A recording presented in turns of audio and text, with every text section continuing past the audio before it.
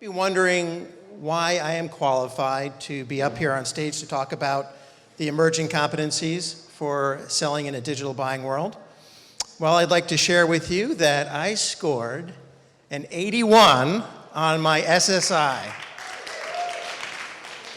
And I love Justin's stat that showed that older salespeople are adopting social. So I'm at 45 plus. I'm like 45 plus, plus, plus, plus, plus. As I like to say, I have fat older than a lot of millennials out there. And it's my daughter, who is a millennial and works at a digital ad agency. I called her up last night and I told her, hey, I'm in San Francisco, I'm presenting on social selling. And there was just laughter on the other end of the phone. I'm like, thanks, honey, that's a real confidence booster. But I'm the Chief Strategy Officer for STR, and we provide a tool that helps sales organizations to map and track and assess and develop the competencies of their salespeople. But before that, for 6 years, I ran the sales enablement practice for Serious Decisions, research and advisory firm focused on B2B marketing, product, and sales. And it was there that, and I was there up until about 3 months ago. And I really had a front row view of what was happening in the world of B2B sales, and specifically around those things that my clients, who are mostly sales enablement leaders, were asking me about in terms of developing the competencies of their salespeople. So I'm going to be sharing some of that data with you today. In terms of our journey, we're going to come back to that. There's been a lot of discussion today around the changing buyer. So we're going to talk a little bit about what that buyer is looking for today. Then we're going to talk about how that translates into the needed competencies and how you can go out and actually then in your own organizations look to develop those competencies in your salespeople. So hopefully, going back to the office tomorrow, you have some tips and techniques to use to develop your own salespeople. So let's start with the buyer. Again, a lot of talk today about the changing buyer. What do buyers want today? The bottom line is they want value, right? And that's not new.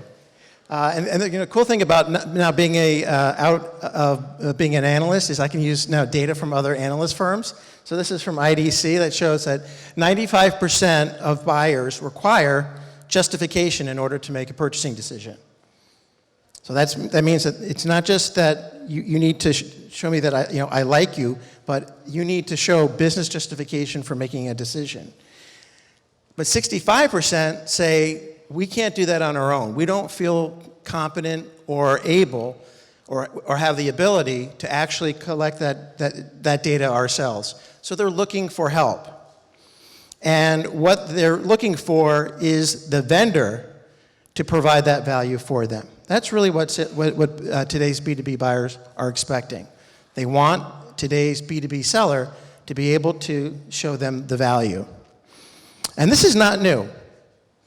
Anybody out here sell sales training as a part of their career? So 25 years ago, I sold sales training for what used to be Xerox Learning Systems, which was the old professional selling skills, consultative selling skills program. And back then, I think it's Achieve Global, or MHI Global. But anyway, but 25 years ago, I sold a lot of sales training when a VP of sales would come to me and say, Jim, I need my salespeople to sell value. We need to move from product to solution. I heard that all the time, 25 years ago. But we haven't made a lot of progress, I think is the bad news. So this is not a new problem, but I think it's a problem that's becoming much more acute because today's buyer is expecting value. Now, we've talked about the buyer's journey, and when I was at Serious Decisions, I was part of some research that we did around how B2B sales or B2B organizations make purchasing decisions. And Tim Reister talked a little bit about that first stage, the education stage, or what we call the why change stage. And this is where the buyer is in status quo, and they might be happy to stay in status quo, and they need a reason to move off of status quo. And sometimes that's in an external event that happens in the organization, a change that propels them into a buying decision. Or, as Tim pointed out, it's something that we can create as salespeople and marketers to actually create that change. But here the buyer is really looking for a reason to make that change.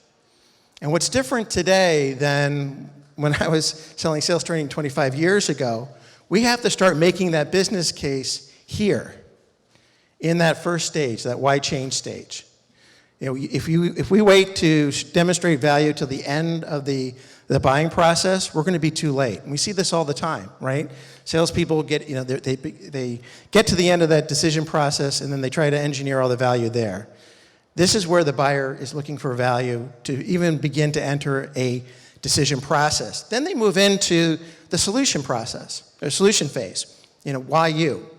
And here the buyer is looking at all the vendors that they can, that may be part of the solution that they're looking for. They're building their requirements. They might be, you know, putting out an RFP. And this is, again, why it's so important for salespeople to get involved earlier, because as a salesperson, you have the ability then to influence what those requirements are and what that RFP looks like. But coming out of this phase, the buyer knows what they're looking for, and they have narrowed down their decision to one or two vendors. Then the buyer moves into the selection phase, which I call the why now stage.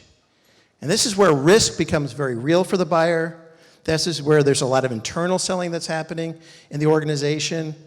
And the company starts thinking about, well, is now a good time for us to be investing this money? You know, we didn't have a great quarter. Maybe we should hold off. Or there are 4 other initiatives that we can be spending our money on. Why this one? And typically, this is where that economic decision maker plays a role. And again, this is where if we've waited until now as a salesperson to sell value or to engineer value, it's probably too late.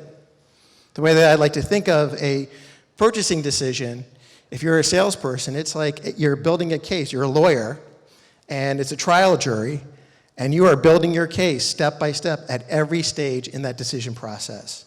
So that by the end, when they get to that why now, it's a no-brainer. Now here, you know, the thing that we need to understand is that during the buying process, you'll have different roles coming and going throughout. You know, in the beginning, you might have a champion who is, you know, orchestrating the decision.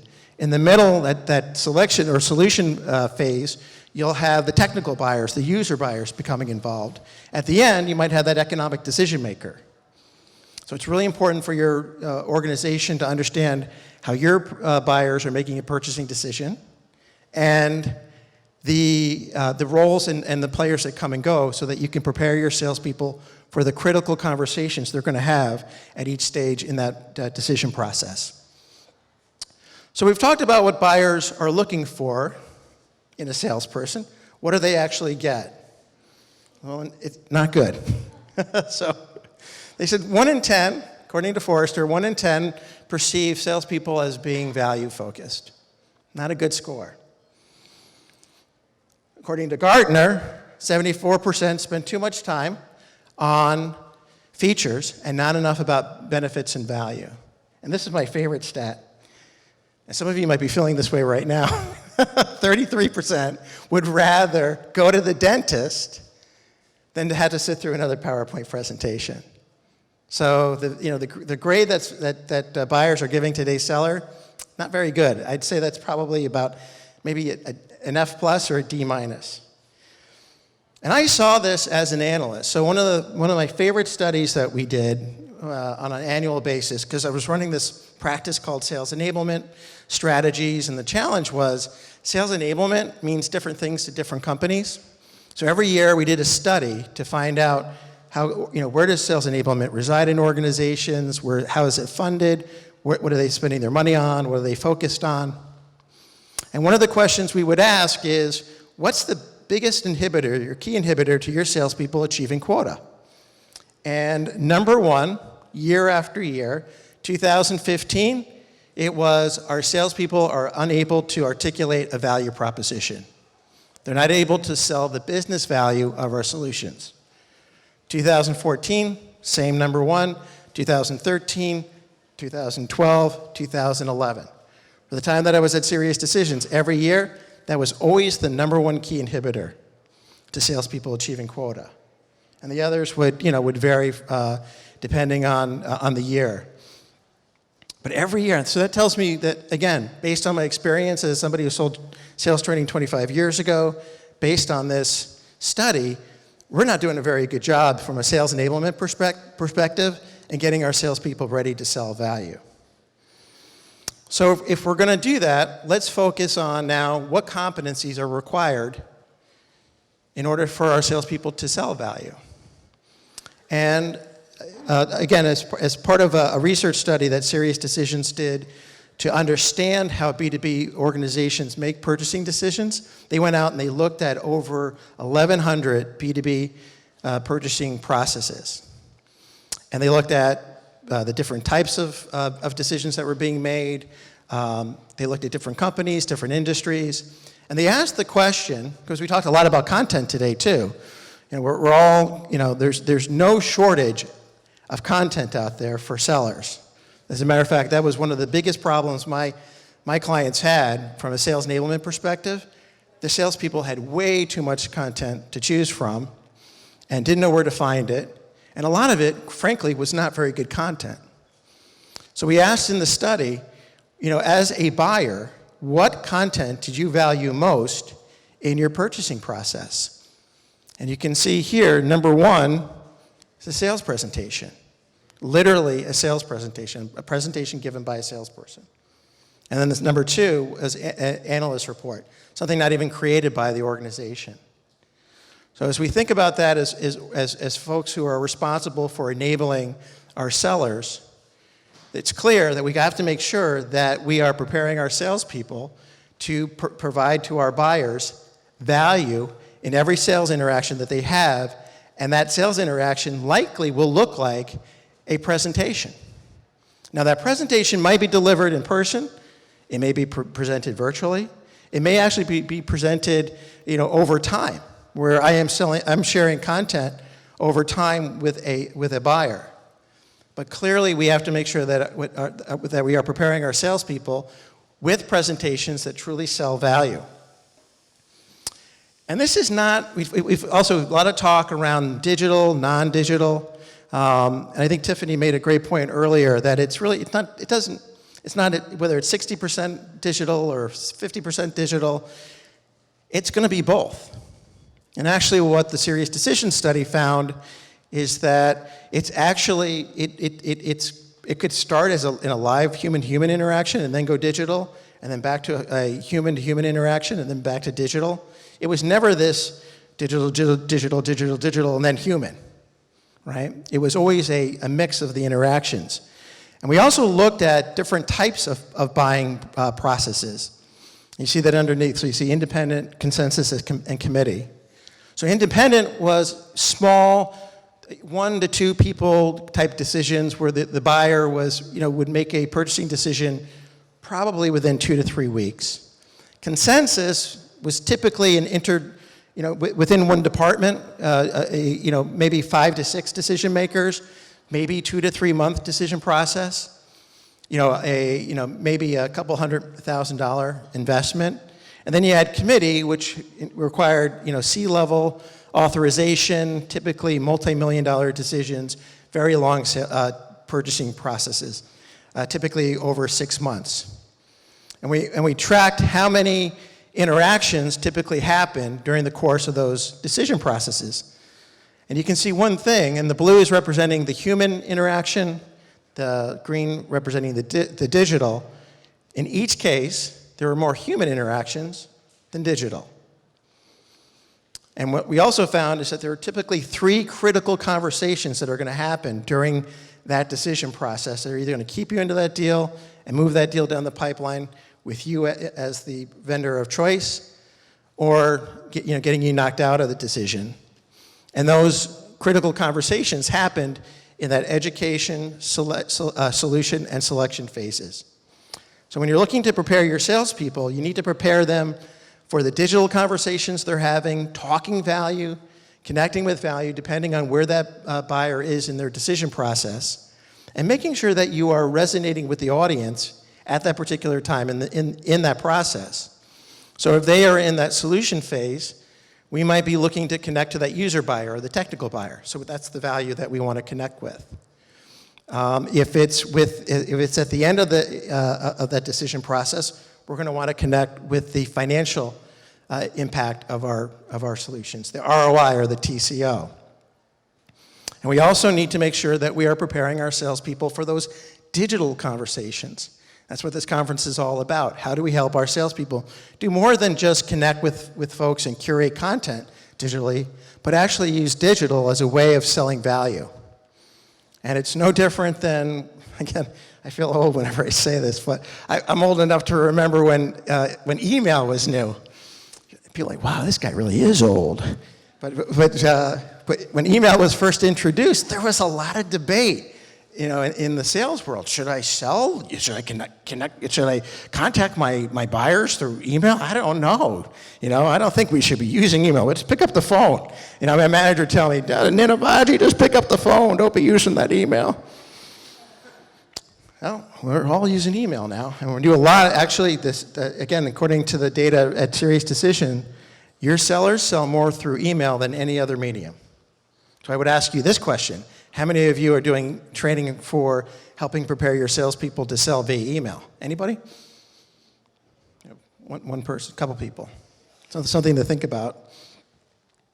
So again, when I think about sales enablement and what we need to do to prepare our sellers, and again, one of the challenges in running a sales enablement practice was everybody had their own definition of sales enablement, so here's mine. And mine's pretty simple because I'm a simple guy.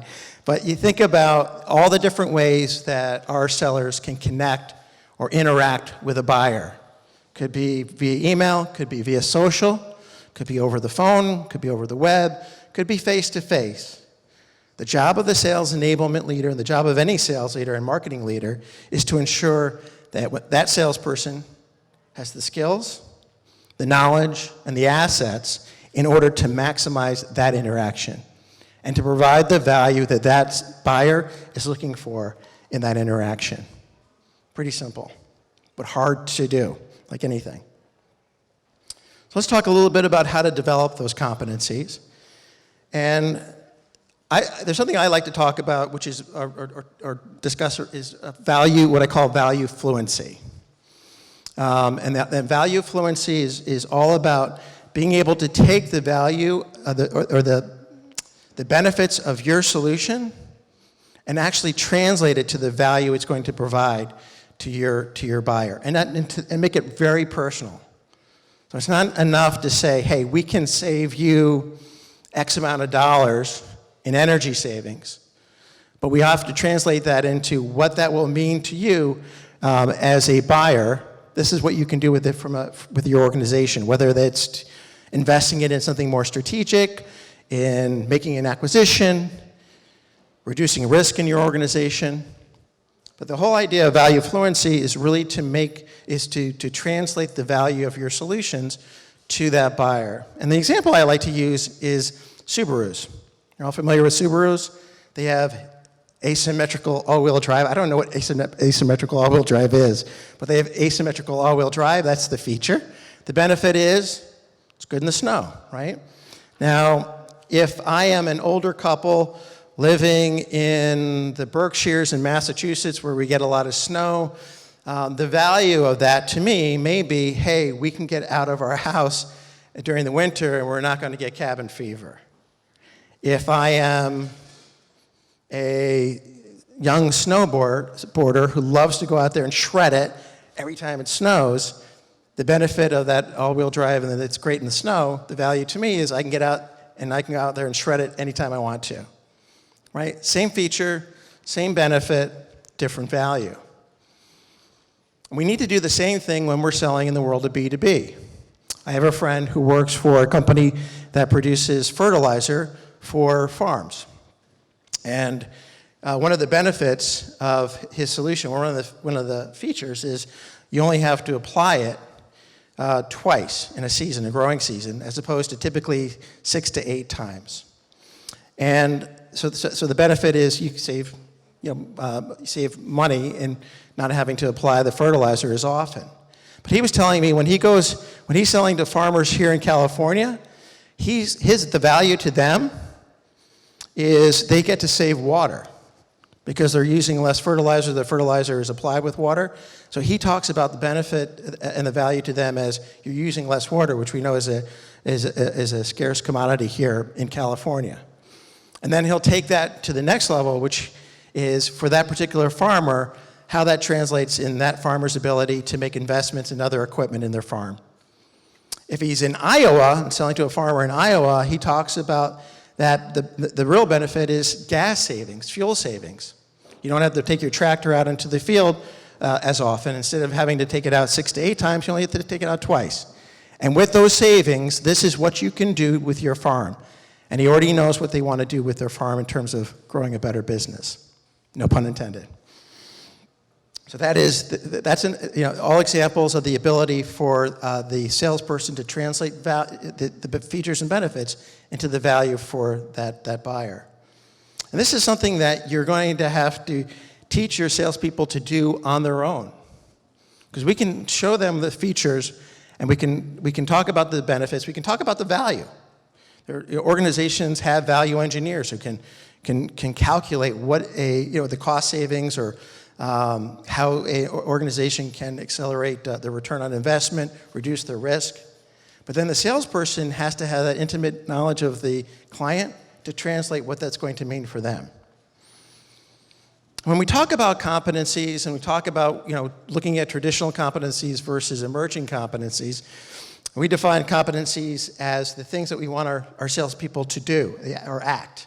How do we want them to act? And clearly, based on the research that I've seen and done, and clearly on the conversations I had as an analyst with our clients, conducting a value-centric sales call was always something that my clients said, yeah, I want our salespeople to be trusted advisors. I want them to sell the value. I want them to have value-centric conversations. And again, I heard that 25 years ago.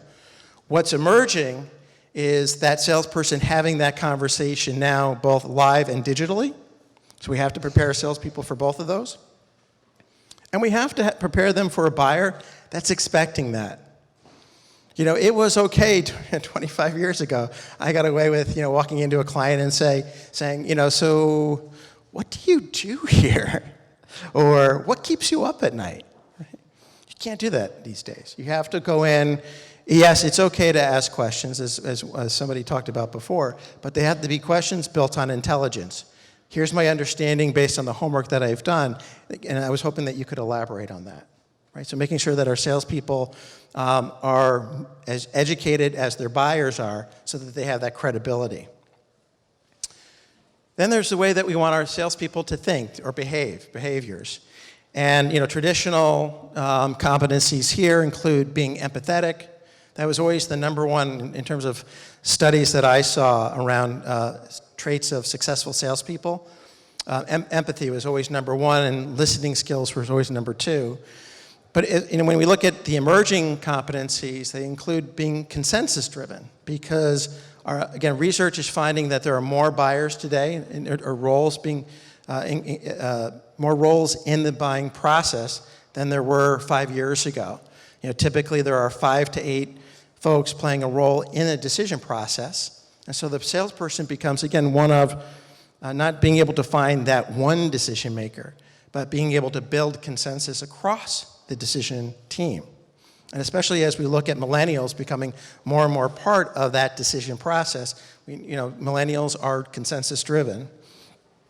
And then, we talked about again, I was pretty surprised that older folks are adopting social faster than younger folks. But one of the things that I found with our clients when they were talking about social selling and doing some enablement and training, with millennials, it's getting them to understand that there's a big difference between how you've used social in your personal life and how you'll now use social in your professional life. And having that, that mindset that, hey, I have to be careful about the kind of photographs that I'm sharing on LinkedIn or Twitter and the things that I'm saying on Twitter that may not be appropriate now that I am tweeting not only on my behalf, but also on the behalf of my company. From a knowledge perspective, again, traditional knowledge requirements would be product, competitors, but the emerging certainly is business acumen. It used to be, kind of one of those things that you'd get to if you're, head of training. We'll get to business acumen eventually. If we expect salespeople to sell value, if we expect them to be able to articulate and translate our features and benefits into the business benefit of a client, they got to know business. So business acumen is now a priority in terms of knowledge requirements.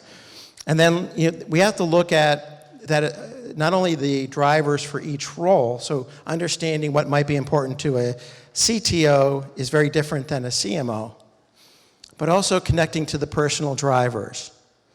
And we've heard a lot about the ability to connect with people personally based on their social profiles, what we can learn about them. Getting a deeper understanding of that, understanding those personal drivers, and connecting to those personal drivers is absolutely critical. And then lastly, what skills do we need to have do our salespeople need to master? Certainly presentation skills, listening skills are traditional. The emerging skills are being able to synthesize data. This gets back to that whole idea of, we can prepare our salespeople so far, but we need to teach them to be able to take all the data that is coming at them, all the research. It's great that I do 2 to 3 hours of research. It's great that I read the 10K report. I look at your LinkedIn profile. I follow what you're doing on Twitter. It's then how do they take all that information, truly make it relevant, as opposed to just a bunch of stuff that I'm throwing at the buyer that isn't really important to them or really doesn't make a connection. And we have to teach salespeople today to manage their energy. When I was selling, it was all about time management. And I think today, because again, there's just so much coming at salespeople, and that's one of the key reasons that the sales enablement function exists. Salespeople are overwhelmed today. We have to teach them how to manage their energy, and so that they're doing those things that they need to do on a daily basis, like doing the connections on social, like doing some prospecting. All those things that we tend to put off. Teach salespeople to do those things when they have the highest energy level, and that they're managing that energy level. Then I would add one more thing here to skills, which would be improv. You want to teach your salespeople to improv.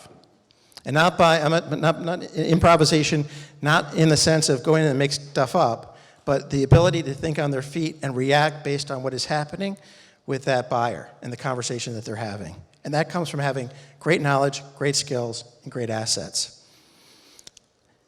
Lastly, what you want to do for each of those competencies, once you've identified them, so I'm using here the ability to synthesize data, you want to basically map each competency against when we want that salesperson to demonstrate mastery, what learning resources can we provide against that competency, what activities is that competency used for, and most important, how are we going to assess for mastery of that competency?